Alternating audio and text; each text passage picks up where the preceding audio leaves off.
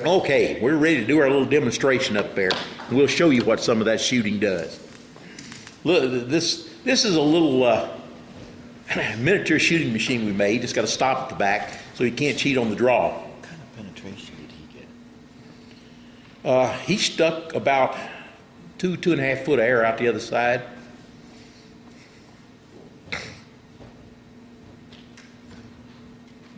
If his shaft had been smaller, I think it went through. Now this first one is that's the low FOC. Yeah. This one, okay, is 5% FOC on this little soda straw. And the thing to watch is just the quality of the flight. This is actually, most of the guys that are shooting compounds are shooting lower FOC than this now. And FOC has such a marked effect on how an arrow flies. Some of your traditional arrows won't be much higher than that, although most of them will run from 6 to 10% is probably pretty common with the wood shafts particularly. Yeah, go ahead and take a shot and just watch what the flight looks like.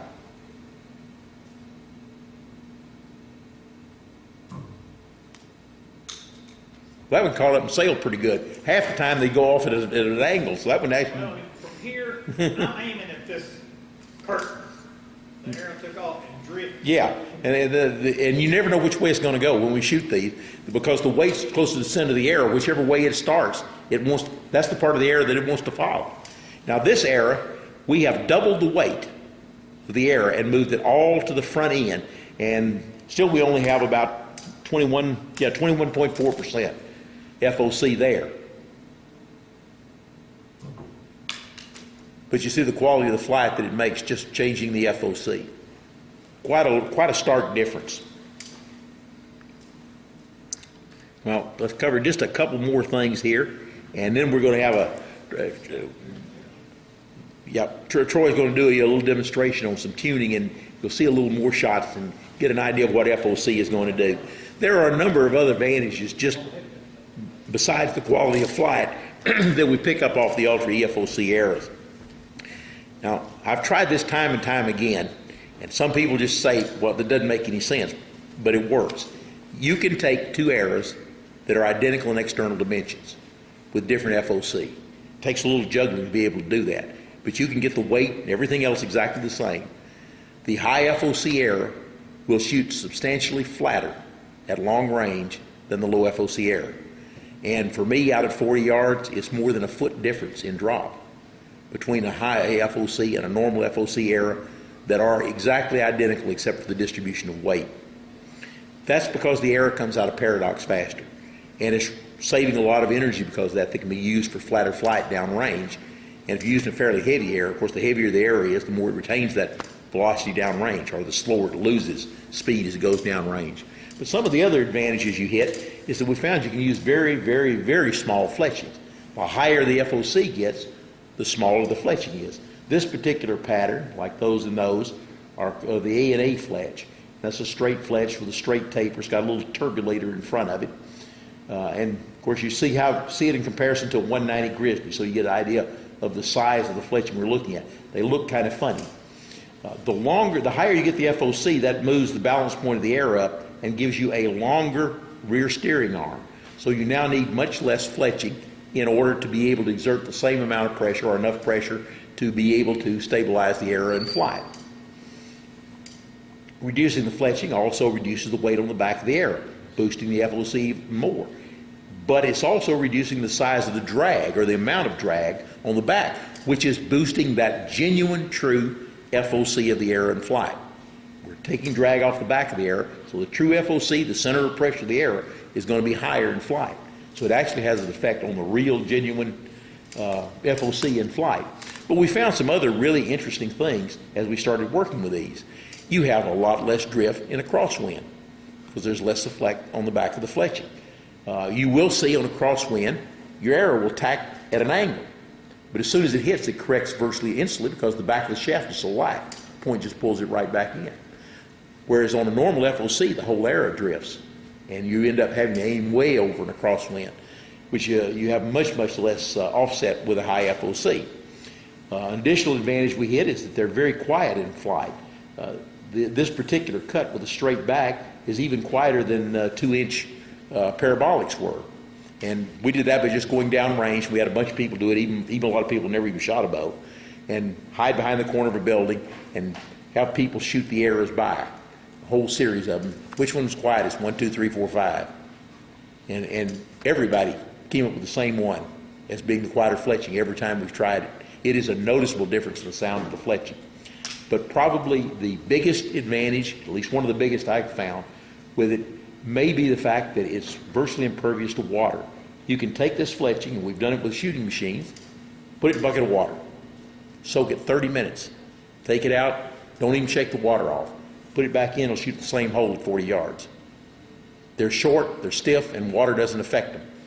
And part of it is because they don't have to exert much pressure. Obviously, what little effect the water's having does not affect the amount of pressure that the feathers are generating on the back of the shaft, and it's perfectly adequate to steer the arrow.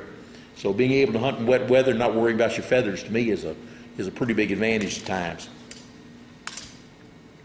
Now, just a little series of slides here. These are individual frames taken from a video. These are consecutive frames. We're not leaving some frames out in between. And we talked about the paradox, how fast a efoc arrow comes out of paradox. But people don't realize how much flex there is on impact with the shaft. And the rapid recovery of the efoc arrows, I think, is one of the things that helps boost their penetration quite a lot. And this is a moose femur. And right here you see the broadhead approaching. This is the next frame where it's impact. And this is a single bevel head on here. You can see it cut it and created the split. But look at the multiple images of the shaft. That's how violently it's vibrating in impact. Here's the very next frame. The vibration is slowed down some, still blurred in the frame. Here's the next frame, slowed more, and virtually back to straight on the next frame. How fast has that occurred? There's the bone chip still in the air from the break in the bone. Occurs almost instantly. Now we've got 2 more slides here to look at to show some of the more interesting effects on penetration that we've run into. This is with an ultra efoc arrow that weighs 655 grains, 31.4% FOC. And these are on shots broadside onto buffalo. And we did quite a large, extensive number of shots with this. And what we're showing here is that we've got the minimum penetration and the maximum penetration, the average penetration, and the median, the midpoint for all of the shots in penetration.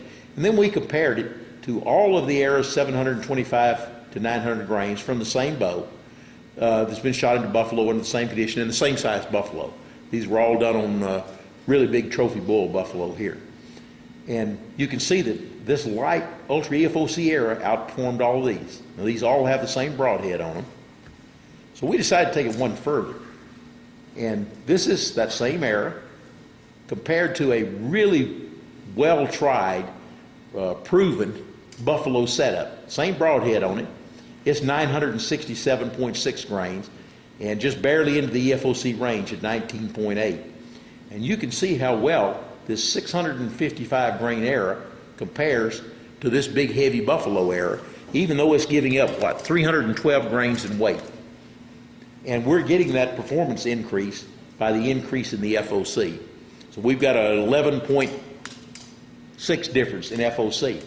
And what I found, and I had them in, but the presentation is long enough as it is. I've been tracking over a period of time what happens as far as percent penetration gain per 1% gain in FOC. And what we're finding is that the higher the FOC is, for every 1% increase, the greater the penetration gain. So that if you're going from 19% to 20 or 20 to 21, you have a little bit of gain. But if you're going from 28 to 29, you've got a big gain in penetration per percent increase in FOC. So it is a really, some of the things I want to investigate a little more, but what it's looking like at this upper range at FOC is that for every 1% increase in FOC, we're getting a little over 7% increase in penetration. Now down at the other end of it down here, we're only getting about 3.5% gain for every 1% increase. So it obviously is a progressive thing. So this FOC effect that's why I'm trying to push the FOC as high as I can, to see what if it continues up those lines. If it does, when you get areas like Troy's built up now, where he's broke 40% FOC, I'm really interested to see what the penetration would be. I think it's going to be astronomical. Maestro, you're on. We're going to talk about tuning errors, and I'm going to turn it over to him.